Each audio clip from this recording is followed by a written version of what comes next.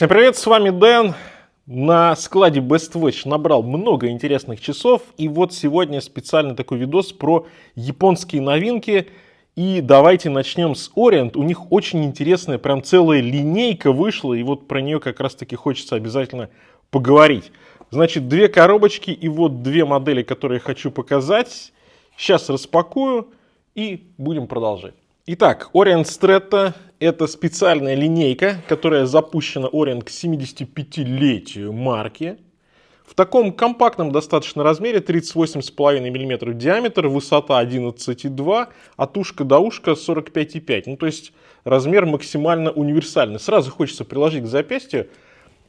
Интересно, слушайте, интересно. Ну, на запястье они шикарно располагаются, потому что действительно небольшие, универсальные.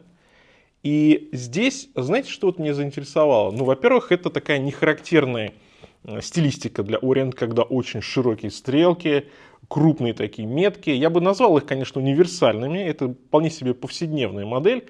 Но вот у нее даже и название такое, Stretta, какое-то итальянское, что ли. И сама стилистика ближе, наверное, не в японскую, а куда-то в швейцарскую, да, такую историю.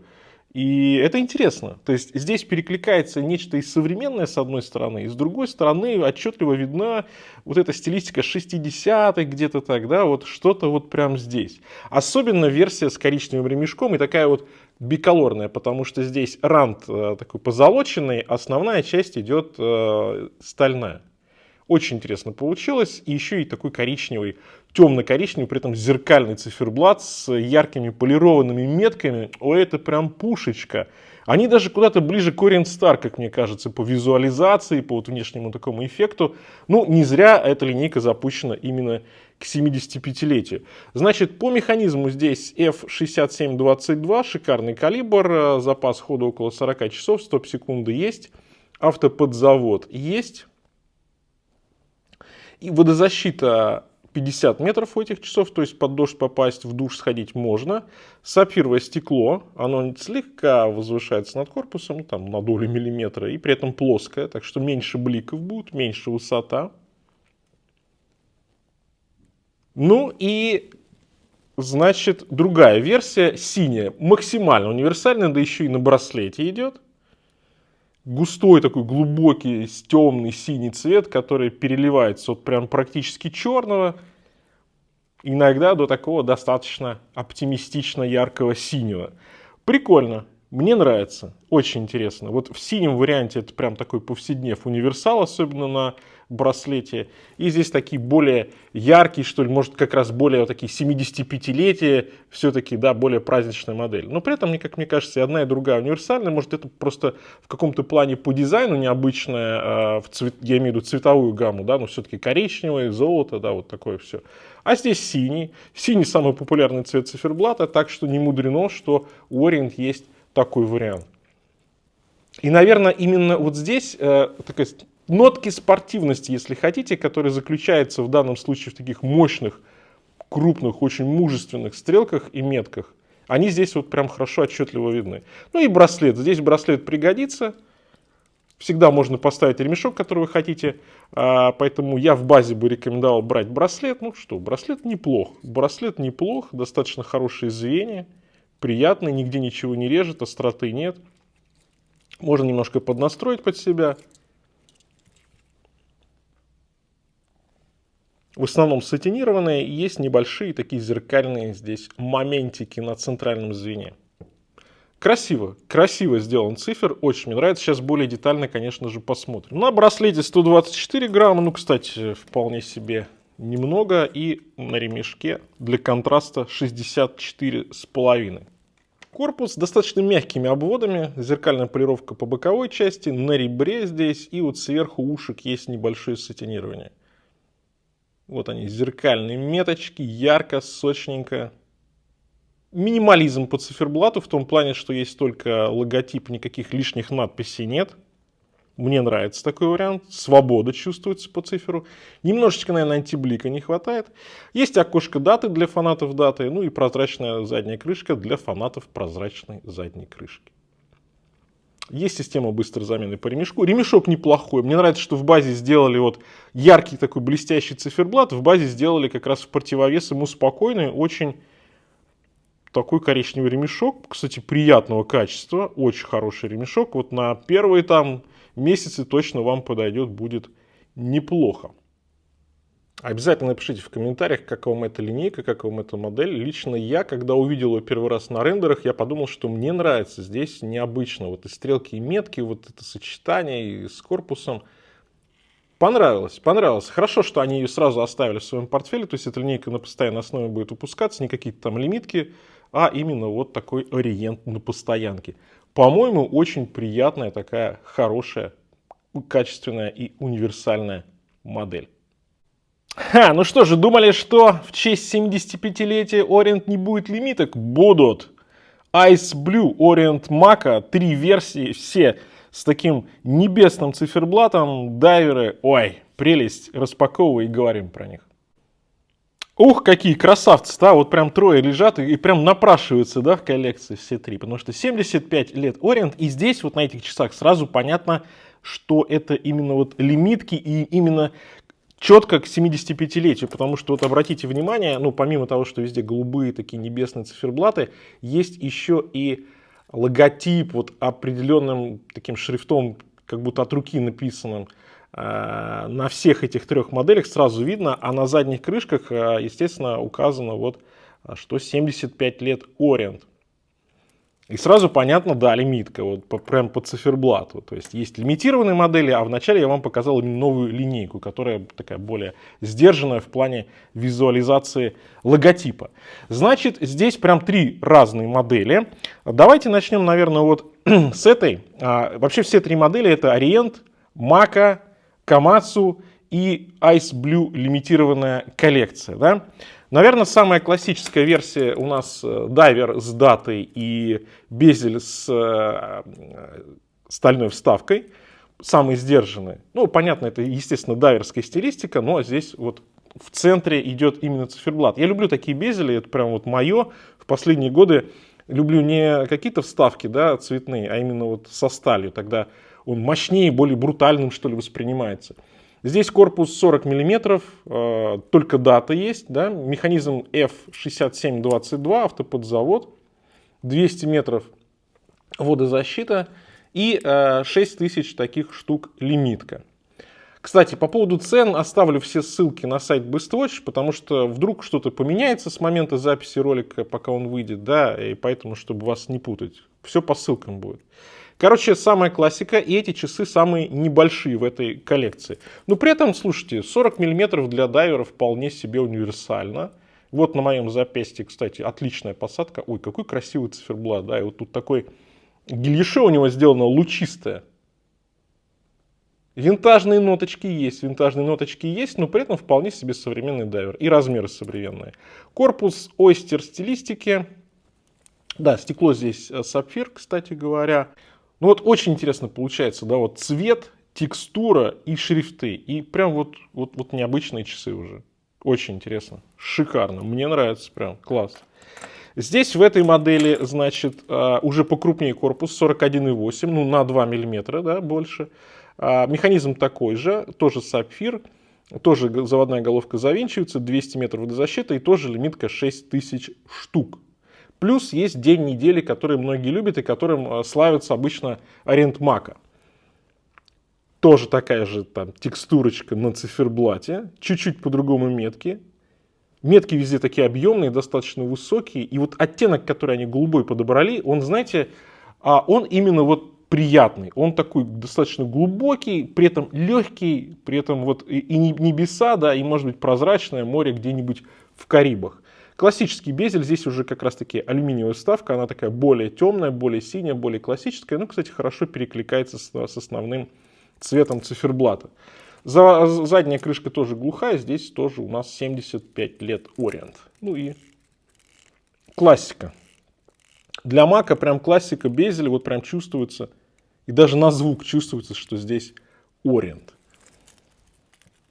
Тоже, кстати, на моем запястье 18,5, вполне себе универсал, вполне себе спорт такой, дайвер, да хоть и на каждый день. Они аккуратные, они небольшие, они вот такие, в хорошем смысле, зализанные корпуса и безели, и браслет, что, в принципе, на каждый день очень удобно. И даже под одежду. И даже зимой, когда вы в какой-нибудь плотной кофте. Ну, тем более, это лимитка Orient. Ох. Ну, а здесь уже хронограф на соляре, да, здесь уже с зарядкой от солнца. Те, кто любит вот такую вот версию кварца с зарядкой от любого источника света или солнца, вполне себе. 42,8, кстати, несмотря на хронограф, не сильно в размерах подрос. Здесь субциферблат, и такая у нас получается сине-черная пандочка, если хотите, увеличенного. Здесь 3, конечно, субциферблата, не 2, так что не такая уж прям и панда, но тем не менее. Кварцевый солнечный калибр VS752. Здесь есть индикация, значит, секунды идут на отдельном циферблате у отметки 9 часов, индикация 24 часа у отметки 3 часа, ну и, собственно, секундомер минуты, и центральная секунда — это секундомер по хронографу. Ну что ж, 1000 штук, кстати говоря, 1000 штук. И 200 метров тоже водозащиты. И на задней крышке тоже у нас 75 лет. Покрупней, да, покрупней. Хронограф покрупней. Мне нравится сочетание, опять же, циферблат с черным. И здесь безель с темно-синим. Красиво, аккуратно. Хорошее сочетание цветов. Неплохо. Вот. И знаете, еще важный момент, наверное, что вот они на 75 лет сделали в своей вот такой классической линейке, которую все знают, которую все любят. Вот такая, что называется, народная линейка от Orient.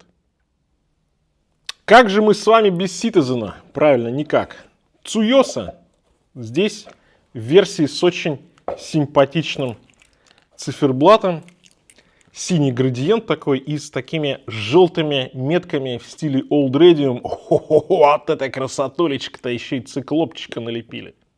Ну что ж, интегрированный браслет, такой повседневный вариант в спорт-стилистике от Citizen. При этом, как мне кажется, вот этот Tsuyosa с этим сочетанием цветов, синий, желтый, с очень красивым таким бочкообразным корпусом, со спрятанной заводной головкой у отметки 4 часа, это прям симпатично, это хорошо на каждый день. И часы достаточно узнаваемые. Количество версий ширится, как мне кажется, вот они стараются добавлять что-то необычное, либо по текстуре циферблата, либо по сочетанию цветов. А здесь в этой версии еще и циферблат такой с хорошей, интересной, достаточно матовой текстуркой. Но мне нравится, да, по читаемости хорошо, метки яркие, сочные, накладные, прям шикарно. По классическому сделали браслет, значит, центральные звенья зеркальная полировка, боковые звенья сатинирование, верхняя часть корпуса тоже сатинирование, есть грани, по граням зеркальная полировочка.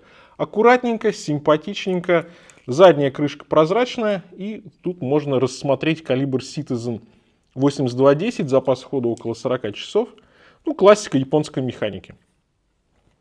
Что касается размеров, то здесь 40 мм по корпусу, высота 11,7, от ушка до ушка 49, но здесь ушки, как видите, максимально короткие. Сапфир, водозащита 50 метров, так что, в принципе, на каждый день достаточно, можно и в душ, можно под дождь попасть, ничего страшного не будет. Вес около 140 грамм. Ну и по посадке хорошо, да, потому что браслет интегрированный, первое звено прям в корпус входит, да, и все, короткий. Короткий корпус, хорошо сидят. Кстати, достаточно современно. Вот мне нравится это сочетание, когда вроде бы часы навеянные винтажными нотками, но при этом выполнены они современно, и дизайн современный, и классный Citizen. Очень приятно. Такой спорт-шик от Citizen, вполне себе доступная моделька в этой стилистике. Очень приятная, очень хорошо сделана. Ну а для тех, кто любит такие уже замороченные, насыщенные функционалом Citizen, ProMaster 35 лет. С 89 года, между прочим, часы для суши, моря, воздуха. И здесь спецверсия. В таком вот кейсе водонепроницаемом. Опа! Ой, красота! Ух, какой у него безель-то! Но сначала давайте про комплект. Здесь в комплекте вот такой вот милитари ремешочек Сверху ткань, я так понимаю, водонепроницаемая, снизу кожа. Слушайте, хорошо, вот это мне нравится. Вот с таким ремешком, наверное, эти часы будут прям интересно. Может быть, даже поинтереснее, чем на базовом браслете. Но понятно, что в базе мы всегда хотим браслет. Как максимально универсальный вариант. Но на картинке, вот честно, они невыразительны вообще. Вот вживую уже другое дело. Ну, как, наверное, все такие черного плана часы. Здесь, опять же, вот эта милитари-стилистика, небесные хаки пересекается с ремешком. Но, тем не менее, кстати, эти часы посвящены суши и джунглям. Камуфляжный такой безель, камуфляжный циферблат, камуфляжный ремешок, да, можно вместо браслета пока поставить. И здесь как раз такие часы для приключений. Ну, ProMaster вообще, в принципе, всегда для приключений, а эти особенно. Крупные арабские цифры, 369. Читаемость шикарная, яркие такие белые контрастные стрелки, хорошо вот на этом достаточно темном циферблате читаются. Ой, очень красивая модель. 43,9, почти 44 мм по корпусу, высота 14 мм. Механизм здесь аналогово-цифровой калибр U822. Эко-драйв, то есть зарядка от солнца. В режиме энергосбережения до 2 лет будут работать. Есть мировое время, есть хронограф, есть таймер, будильник. Ну, конечно, все по красоте. Лимитка 5900 штук. На задней крышечке что у нас тут? У нас тут гравировка 35 лет ProMaster.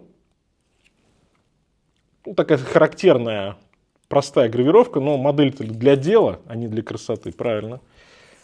Редкая лимитка, и вот эти цвета мне нравятся. И я бы сказал, что браслет здесь неплох. Браслет тоже такой темный, тоже стелс. Но эти часы нужны как раз-таки на ремне, который в комплекте есть. Я думаю, это самое то. Классная модель, вот на моем запястье вполне себе аккуратно. Читаемость шикарная. Двойной здесь, да, у нас есть и аналоговые счетчики и субциферблаты, и есть такой контрастный черный. Кстати, вот посмотрите, он хорошо читается. То есть можно сделать, когда у вас белые цифры на черном фоне, можно сделать, чтобы хорошо читалось. Вот на G-Shock'ах часто бывают проблемы. А посмотрите здесь, как они сделали ярко, потому что толстые цифры и читается хорошо. И знаете, вживую оно еще лучше видно. Вот через камеру как будто так немножко бледновато, вживую поярче. Вот вживую прям хорошо читается. Календарь здесь прям сразу отражается. И время, второй часовой пояс. Блин, классно, мне нравится. Версия шикардос. Сложный корпус. Нравятся эти наплывчики. Безель прям красавец. Ну, безель очень красиво сделали. Очень аккуратно. Здесь все встроили. Отлично. Ну и 200 метров водозащиты, естественно, пригодятся для дела, что называется. Рубленый такой, да, рифленый. Но при этом, кстати, нигде ничего острого нет. То есть они на каждый день вполне себе подойдут, несмотря на большое количество здесь у нас элементов управления по корпусу. Ну, хороший ProMaster, конечно. Со вкусом сделали, ребята. И продолжая тему черных часов, вот вам еще сеечка. Без сеечки мы, конечно же, не можем завершить этот обзор. Черная сеечка из лимитки Speed Timer, в данном случае такой вот стелс-вариант, ночной образ, они его называют Night Vision. И мне кажется, удачный вариант, потому что вот эти бирюзовые метки, черный матовый циферблат, хорошо. Сталь с матовым PVD, здесь 43 мм диаметр корпуса, высота 14, от ушка до ушка 45,5. Опять же, кстати, вполне себе универсальная версия. Да, на моем запястье мне нравится, как они сидят. Это универсальный размер. Аккуратный. Причем в черном варианте они кажутся даже меньше, наверное, чем они есть на самом деле. Здесь вот на 43 они не тянут. Я бы сказал, что где-нибудь так на 40, на 41. Прикольно, прикольно. Матовая текстура нравится, что очень строгие, такие сдержанные. И здесь из игривого, если хотите, только вот меточки. Но при этом метки за счет того, что такой вот яркий контрастный цвет, очень хорошо считываются.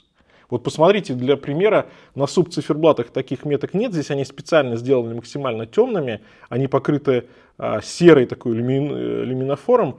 И они видны хуже. Поэтому у нас выпячивается сразу благодаря вот этому голубому люминофору ну, точнее, не голубой, он все-таки зеленый, да, зеленый-голубой. Короче, морская волна, да, вот. И, в общем, за счет этого читаемость прям шикарная. И получается, что на субциферблаты надо вглядываться, но зато вот часы, минуты мы видим очень четко и мощно в этой версии. Кстати, водозащита 100 метров. Здесь калибр кварцевый, солнечная зарядка. Seiko V192, запас хода до 100 дней. Ну и в базе они идут, как видите, на браслете. Я думаю, что здесь любые ремешки будут к этим часам прям в тему, потому что, ну, они универсальные. Я бы здесь пробовал что-то и яркое, и опять же матовое, и натовские ремешки, и кожаные, ну прям будет круто. Браслет неплох в базе, который идет, вполне себе, в хозяйстве пригодится. Но вот эти часы я, наверное, больше вижу не на браслете. Вот их хочется, вот этот корпус такой, относительно небольшой, такой округленький, посадить на что-нибудь контрастное. Вот прям будет просто пушечка. Дата читается, конечно, достаточно плохо, я бы сказал, никак. Но для меня это и плюс, я все равно никогда не смотрю на дату, но вот если что, она есть. Она опять же такая в стилистике стелс, поэтому как бы вроде вписывается. Ну и стекло сапфировое чуть-чуть выступает над корпусом. Вот все модели, которые я вам хотел показать сегодня. Напишите, какие понравились больше, какие меньше, почему и что бы еще вы хотели увидеть на обзорах. На этом у меня все. Всем пока. С вами был Дэн, конечно же. Увидимся.